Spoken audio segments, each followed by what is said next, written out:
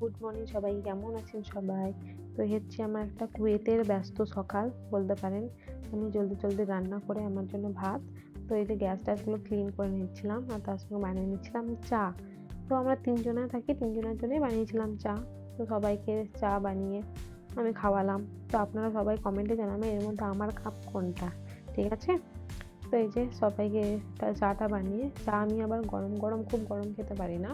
তার জন্য চাটা বানিয়ে এই আমার ইউনিফর্ম ছিল যেগুলো দুদিন পরই ধুয়ে রেখে দিই, কারণ আর্জেন্ট হলে জানি না কি হবে, তার জন্য আগে থেকেই ধুয়ে রেখে দিই আমি। তো এই যে ইউনিফর্ম ধুয়ে নিচ্ছিলাম। তো আপনারা অনেকজনই জিজ্ঞেস করছেন যে প্রত্যেকদিন কেন আমি ব্লগ করছি না। কারণ আমি এত ব্যস্ত থাকি যে ক্যামেরাটা অন করে কাজ করব ততটাও আমি টাইম পাই না অনেক সময়। তো এই হচ্ছে আমার অসুবিধা। তারপরে এই যে দিদি একটা কি বানিয়ে দিয়েছিল জানি না, এটা কেরালার খাবার, এটার সঙ্গে আমি চা দিয়ে খেয়ে নিলাম। খাওয়ার পর এই যে খাবার, যেহেতু ডিউটি যাব তো টিফিন প্যাক করে নিয়ে যেতে যাই, যেহেতু ওখানে আবার কিছু কিনে খাই না আমি। তো এই ভাত নিয়ে চলে যাই একবারই ভাত, আবার কখন খাবো না খাবো তার জন্য একবারে ভাত নিয়ে চলে যায়।